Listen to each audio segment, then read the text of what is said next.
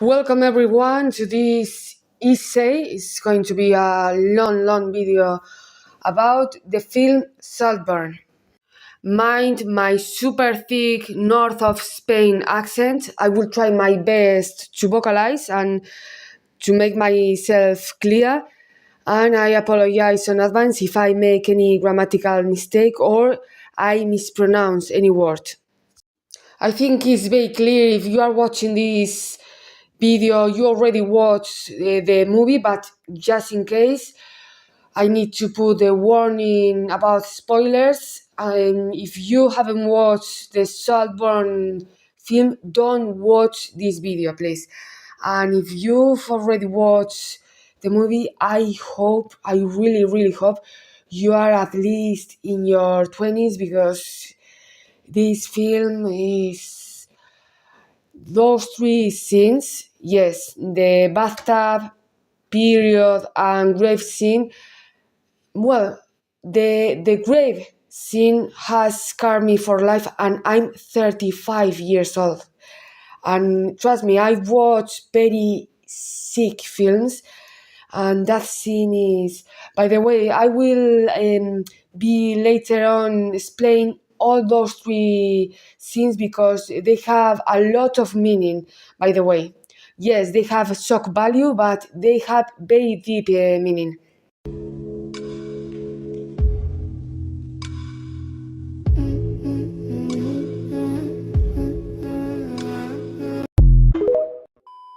You can see on screen, this video is divided in 6 parts. The first one is the intro, obviously. The second one is a question I have for you. Third one is my personal theory about the film. The fourth one is the director influences. This one is really important to fully understand all the references, all the symbolisms. The fifth part is the theories. And the last part is fun facts. Facts. My question for you guys, when did you realize while watching the film Oliver in Spanish accent was no, I was going to say weird. Weird is actually a compliment. Was psycho. There is a huge debate over this, but if you can watch one of the posters of the film on screen, actually as well, Oliver's reflection is linked with the vampires theory. I will explain it later, but you can read the tagline of the film or one of the taglines of the film: "Don't get lost." As well, this is linked with that scene, the butler Duncan. By the way, naming Duncan to one of the butler is not a mistake. I will explain it later as well. Duncan, in one scene, told Oliver when Oliver is being noisy in the library, and Oliver puts his eyes on the family's maze, and Duncan says to Oliver, "A lot of people get lost in Saltburn."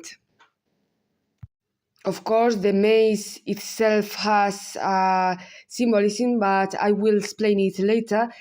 But the director is so cheeky because at the beginning she uses the labyrinth to make us think Oliver is going to get lost, she's going to get lost in this aristocratic way of life, and totally the opposite. But going back to the main question of this second part of the video, when do you realize Oliver was completely out of his mind? Yes, he was obsessed over Felix, but one thing is being obsessed with a person, and other thing is create a scheme to get over a family's house and family's property. I knew the actor Barry. Okay, I stopped myself because I know the surname is a tricky one. The actor himself pronounces as Kyogan, but I've read a lot of Irish people. It's a proper Irish surname. A lot of Irish people is saying it's pronounced Kyoan. So Kyogan. So let's say Barry K. I only watched Barry K in Top Boy, but I knew he has already a brilliant career with only 31 years old.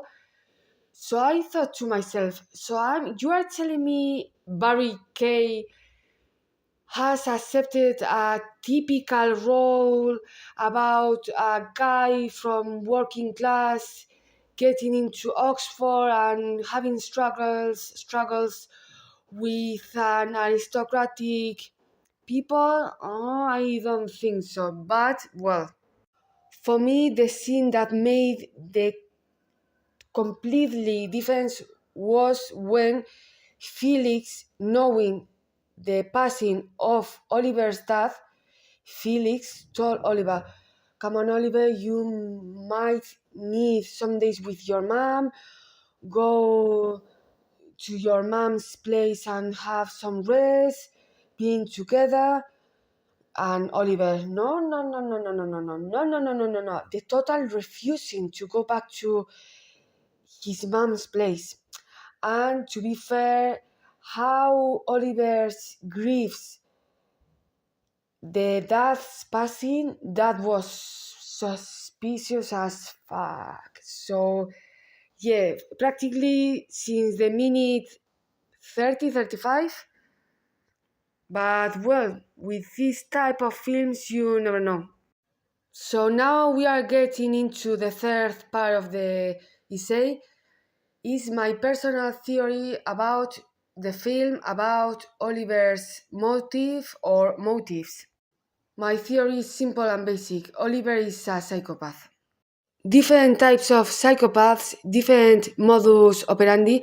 I'm reading a lot of people even justifying Oliver's action due to his obsession. I'm not really going anywhere. Because I'm reading a lot of people saying, yes, he's a very obsessed person over Felix, No, I couldn't. and then once like rain, he goes Honestly, to Saltburn, it's no big his deal. obsession I'll just get it from you later. goes out of You're my college, control. Am I? No, excuse me. Since the beginning, he plans everything. Are you serious? You can see on screen all the traits that make Oliver a psychopath. Being the first one, the mythomania. Mythomania is the abnormal or pathological tendency to exaggerate or tell lies. Since the beginning, Oliver lies to everyone. In a lot of cases, people lie in a compulsive way due to a very low self-esteem to make themselves look greater or to make other people think their lives are better. But in case of Oliver is to manipulate people. Second point, scheming to get his way. Since the beginning, his friend, the math guy, tells him about Felix, about his wonderful family, wonderful life, his status, he's an aristocrat, and Oliver gets obsessed about not Felix, about Felix's life. I remind you guys, Oliver is a genius. He read 50 books. Oxford asked the students to read in one summer, and even the professor tells Oliver, wow, you've read 50 books? I didn't even read that books. And Oliver says, yes, I read it in the summer like nothing, like he was reading a newspaper. Third part of the traits Oliver has as psychopath is using other flaws and insecurities. Inside this third part, I will divide it and explain how Oliver manipulates all the Catton's family members one by one. There you go. Point 3.1. How Oliver manipulates Catton's family members, starting with Felix, obviously. Like I was saying before, Felix clearly has a savior complex, but you might wonder how Oliver knows Felix has a savior complex. Is easy. He uses the easy, not that easy, trial and error. This is a common technique psychopaths use with normal people to know or to get to know others' flaws. In the film, we can't see all the trials and error Oliver makes because otherwise the movie will be like 4 hours. But finally, in this scene, Oliver knows what type of flaw Phyllis can have. And if you were thinking in the path scene, yes, you were right. Apparently, Oliver has no money, no pounds enough to invite to another round to the whole group, and Farley presses Oliver, come on, mate, now is your turn to pay for another round. And look, this is the face, not of empathy, but maybe pityness. And after this scene, Felix tells Farley, come on, Farley, why you are like this with Oliver? So, guys, this is advice for life. Be careful with these people who are always in trouble, who are always playing the victim role, because probably it's a way to manipulate you or the people around them. So be careful with this type of behavior. I'm not saying only in one occasion, but if it's a continuum, it's always like that. Be careful because it's a huge red flag. You see, at this moment, Felix is seeing Oliver struggling, trying to convince the bartender, come on, mate, I will give you the money tomorrow. And he stands up and gives Oliver the rest of the money to pay the round. You can see. Sorry, I couldn't find any clip. And of course, I need to respect the copyright laws because I don't wanna YouTube put down this video. So probably after several trials and errors, Oliver finds out which flaw, which complex Felix has. So what type of trauma causes this savior complex? Normally, this complex is caused by abandonment. These people, they think, well, probably most of us, we have sometimes a little bit of savior complex. It's also as well the way they raise in your house, depends on your belief, because for example, the Catholicism, they give you not the savior complex, but feeling guilty for not doing this or not doing that. So this info Oliver uses against all the family because in the genius mind and narcissistic psychopath mind of Oliver, he thinks, okay, so Felix has savior complex probably due to abandonment or absent parents or even neglect parents. So probably the relationship is practically non-existent or the bond is not very strong. So I can manipulate them very, very easy. This is the second time Oliver manipulates Felix because the things are getting a little bit out of control. By the way, have a look on Felix hand and ribs, the tattoos. Those tattoos are really, really important. I will explain later. By the way, the director makes very clear when Oliver is clearly manipulating the Catton's family members because all of them, when Oliver says something to manipulate them, all of them they say practically the same sentence. What do you mean? What? And you will see right now exactly the scene when Oliver manipulates Felix because his scheme is getting out of control after that amazing scene, that super scene everyone probably has dreamed about with Venetia. What makes you think I got with Venetia? Farley saw you two. Just here with me. I didn't want to embarrass Venetia. What do you mean? In psychology, this is a clear example of cognitive dissonance. So what cognitive dissonance is, I'm reading, is the state of having inconsistent thoughts, beliefs, or attitudes, especially as relating to behavioral decisions and attitude change. And once again, this scene shows how smart is Oliver because Oliver thinks, okay, Farley said I got along with Venetia, but actually Felix didn't see anything.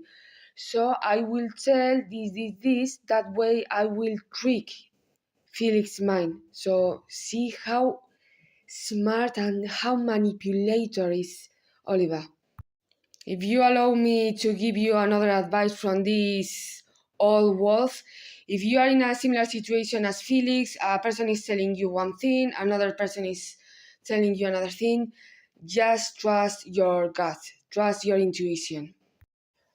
Actually, I should have explained this before because this is after the pub scene when Oliver finds out the Felix savior complex, so Oliver has to be a victim. So what Oliver does? He kills his dad.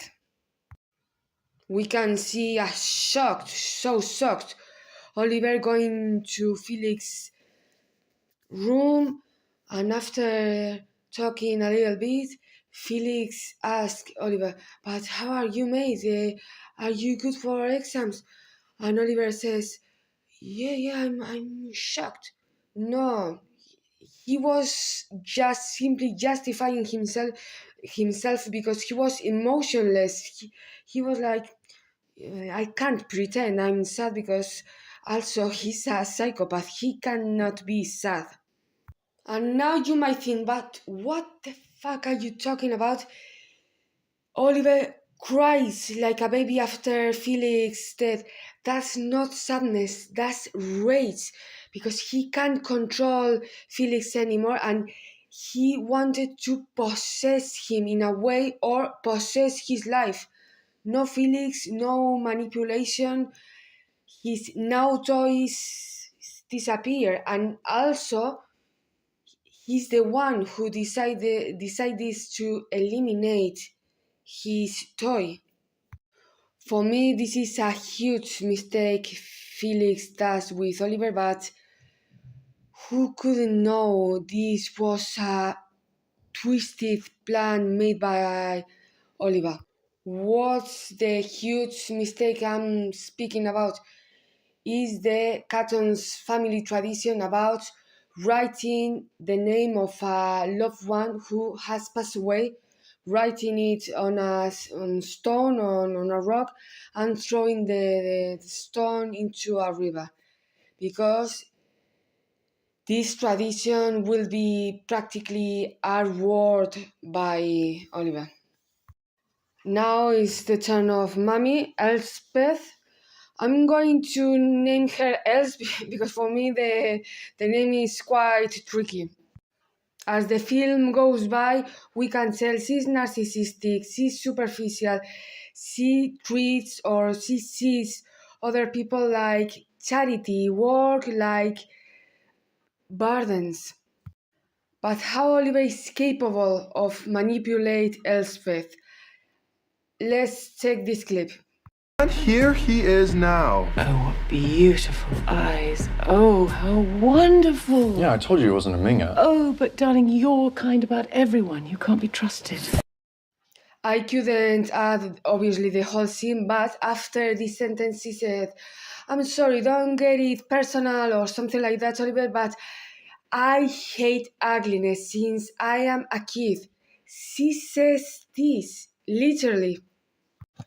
So in about 20-25 seconds, Oliver knows about Mommy Catton.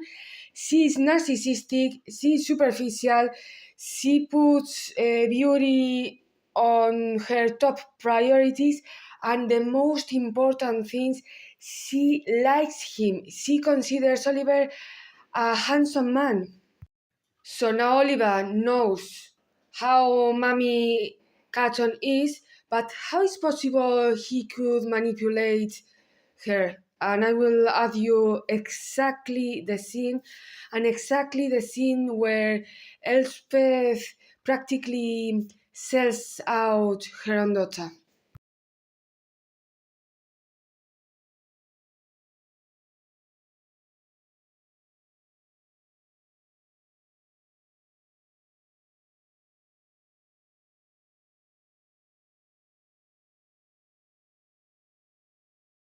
So in Felix, cognitive dissonance, when Oliver says, of course, I can understand all the Venetia's problems having a mom like you. Excuse me?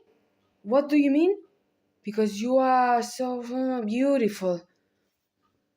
Second, before this scene, Mommy Catton explains like nothing to Oliver all the mental problems Venetia has. So with this scene, with this sentence, Oliver, what he's doing? He's legitimizing Mommy Catton's superficiality, which probably caused Venetia's ED. And let's not forget, this is the typical love bomb technique a narcissistic person will use to put your walls down. That's why when Oliver says you are so beautiful, she smiles. Now her walls with Oliver are completely down, and Oliver knows it. Another scene in the film that shows how emotionless, non-empathetic, and kindness these families is when they are speaking about Pamela's passing, actually a great character, and Mommy Catton says this. Am I dying? Would you do anything for attention? If you had any doubt about Catton's family level of empathy, of kindness, or maybe we were judging them because they are from a very wealthy family, from aristocracy, all the doubts are totally clear the moment they speak about Pamela and the way they speak about suicide. I will explain this now. The official cause of death of Pamela is that she unalived herself. I can't use the other verb. But I will remind you again, she was in Saltburn to hide from her ex. The ex was a multimillionaire Russian who met on rehab. In one of the dinners, she makes clear this is a dangerous man, a lot of mysterious deaths around him, so probably, no, more than probably, Pamela didn't unalive herself. She was killed. On my opinion, I would love to see more about this character brilliantly played by Carey Mulligan. Like I've written in the previous picture, Pamela is another charity work for the family. It's disposable. It's like I've read in a magazine. It's like a lost puppy. She needs shelter because she's hiding from her dangerous ex. And Catton's family, okay, I will give you some shelter for only a few weeks, I'm going to put you in your face our wealth, but please don't expect from us really help, really love, or really caring from us. No, excuse me. You are going to spend here few days and then bye bye. Ciao ciao, arrivederci, adios. And actually, it's so sad because you can tell she's a vulnerable woman. She just came out from rehab or the previous year. She has problems. She probably only needs a loving family or a loving person who treats her right and listens to her. And it's so sad. But I know, a lot of people is laughing about the dinner scene. This picture, the scene belongs to this picture on which she's saying on the dinner table, yeah, well, I have a cousin, a flat in London, I think. And Rosamund, but yes, a flat. It's a wonderful idea. Yes, I spent my 20s. You will feel free, blah, blah, blah, blah. The Cattons won't tell you directly, you are a burden, get out of our house. They will use a very passive-aggressive way, cold-blooded way. Actually, this is a gaslighting technique.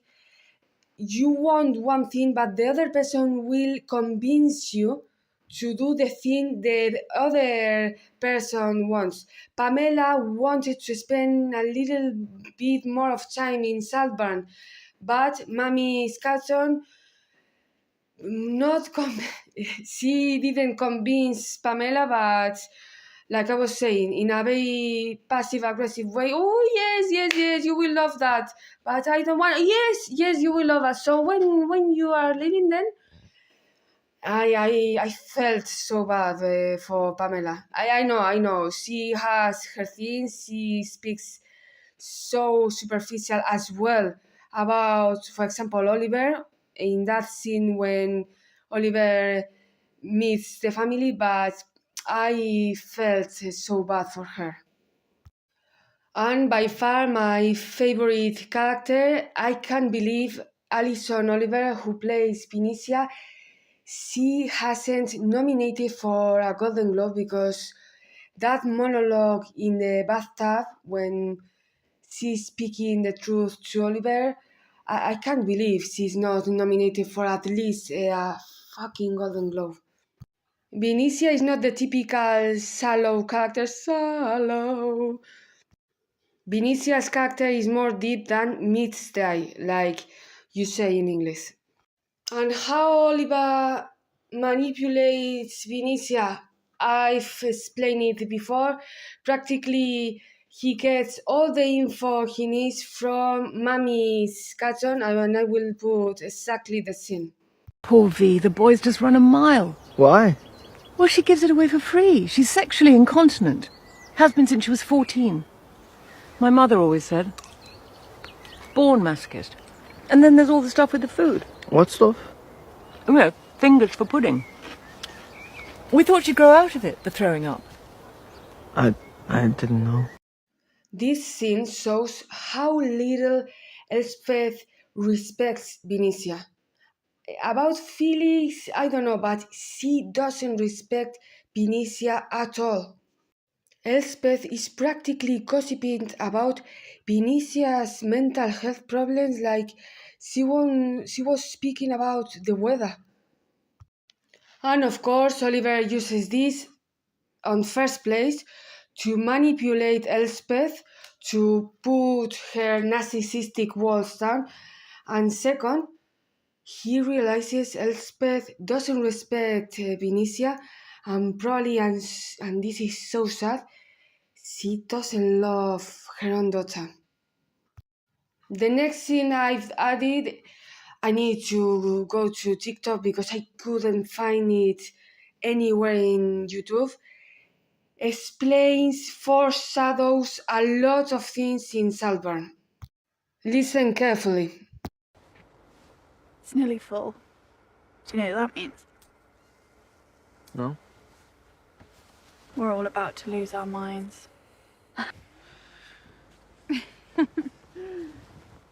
I'm cold-blooded. We're all cold-blooded, haven't you noticed? You're not cold-blooded. Your family's so kind to me.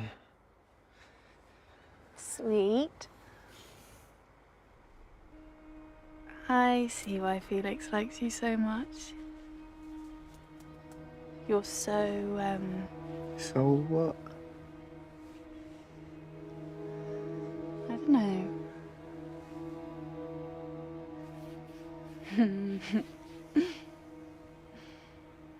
Real. First things first, this film is all about Easter eggs, foreshadowing. So she's practically foreshadowing the next hour. Second, she considers herself and her family cold-blooded. This is related with one of the theories I will explain later, who is related to the hunter and prey dynamic. Third piece of information this amazing scene gives you.